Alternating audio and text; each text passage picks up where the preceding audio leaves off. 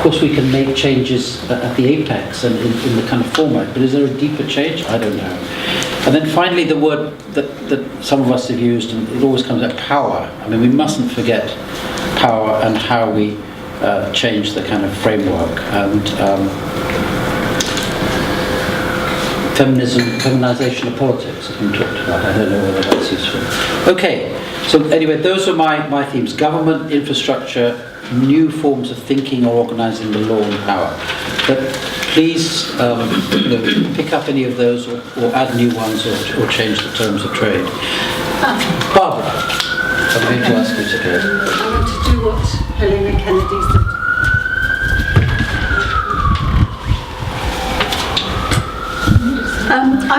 In a way, I apologise for all this, but what happened, the story is that I left the after-dinner speech and conversation last night, and I went home with my head buzzing, because the original title of this final session was "Who is going forward in the right direction?" And I kept thinking, who is whom? And then when I looked at the programme, it was, where do we go from here? And I thought, who is we? And I brainstormed a bit, and maybe I simply duplicate what has been said before, what you all know. But anyway, this was my take on it.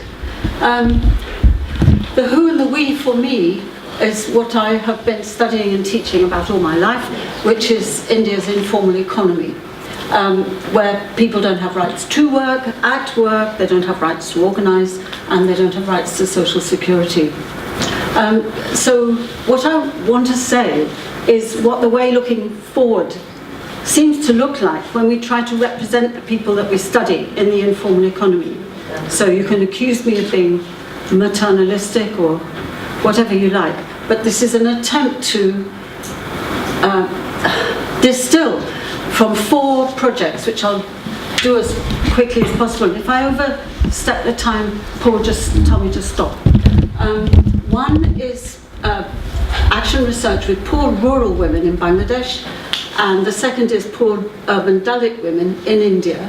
The third is work that I've been doing since 2015 on the waste economy and women waste workers, and the last is the condition of women mineral workers and miners. So I'm trying to be very positive and filleting from the literature, not the gore-dainted awful side, although it's there, but what women are doing in particular about the conditions that they face. Okay, so the study on rural Bangladesh is from BRAC and the University of Bath, and I'm sure you know the team very well. So they have studied the concept of resilience, which means capacity to resist shocks. And what they conclude is that the routes to female poverty, towards female poverty, are themselves very resistant. There are obstinate patterns in Bangladesh, and they divide them into 2 sorts. I wouldn't have classified them in quite this way, but this is it: systematic and idiosyncratic. So this list of systematic obstacles to resilience are very formidable things: asset stripping, evictions, social discrimination. Some of these themes have come up over the last 2 days: desertion, exclusion from common property resources, and exclusion from access to the state that Paul wants us to problematise. And then idiosyncratic, domestic violence. I would have put that in systematic. But addictions, mental ill health. And then the conditions of life for female-headed households, and then female households, and then female isolated households. That's women on their own, no other members of the household at all. No 2 households being the same. So, what are the expressions of resilience? Well, there are things that are macro and things that are intimate and individual. One is a reduction in the volatility of prices that these people face in the economy.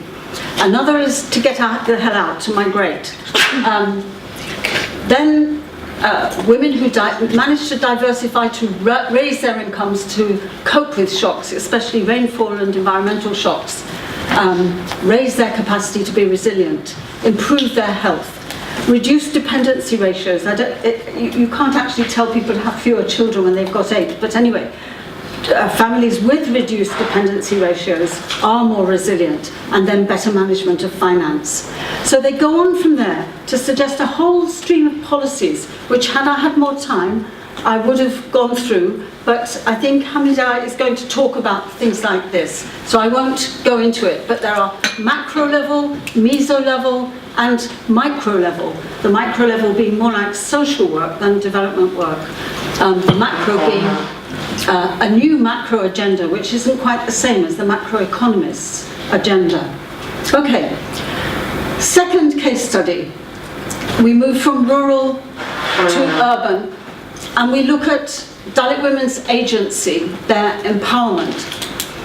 There's a problem that, and this is a book that came out 2 months ago by Anandi and Karim Kapadia. In this book, they show that there's a paradox of formal political empowerment, that the upper caste and the upper class, which includes upper class feminists, I'm afraid to say, both facilitate democracy but also impede the substantive democracy of Dalit women right at the bottom of the pile.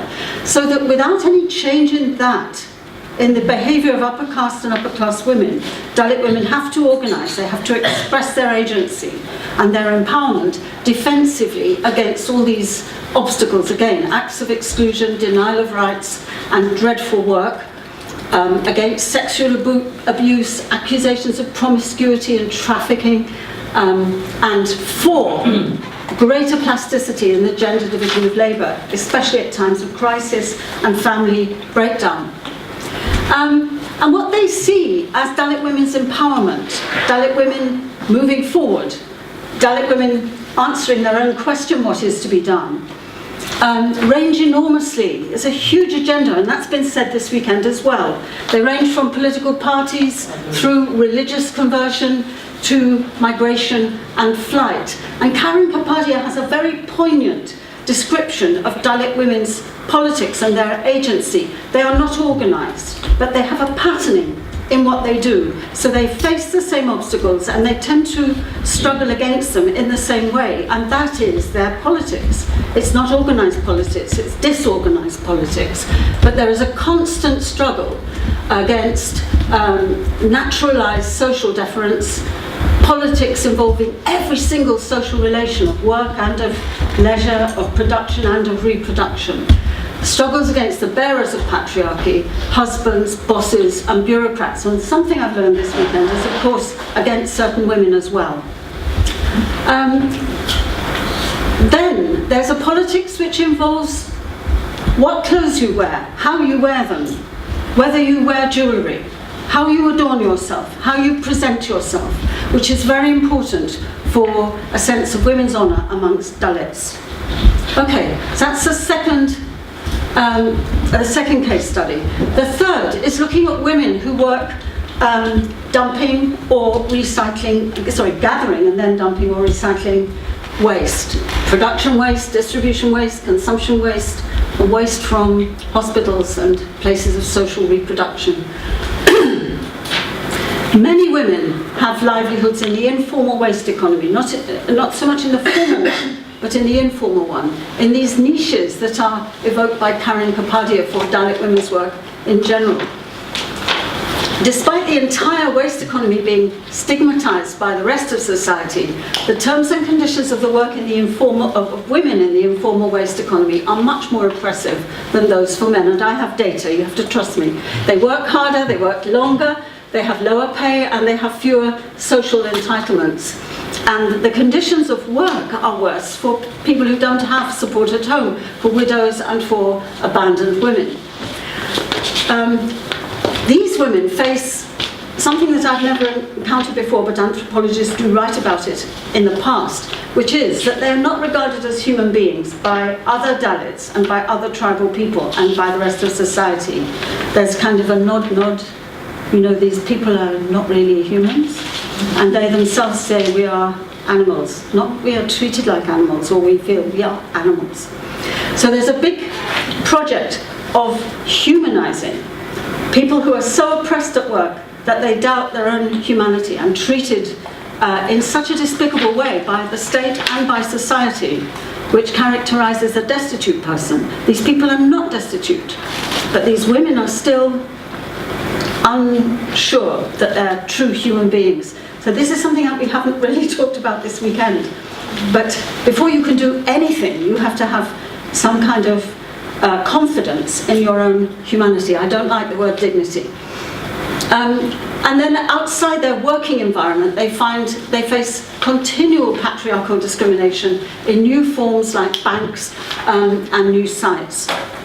Okay, what do they achieve? I don't think I'd call it empowerment or resilience, but where they group together, like they do sometimes for work, their objectives are to improve the terms and conditions of their work, under which they're incorporated right at the bottom of the capitalist economy. And they want to reduce patriarchal oppression. But right now, they never talk about a different way of organising economic life or the transformational abolition of patriarchy.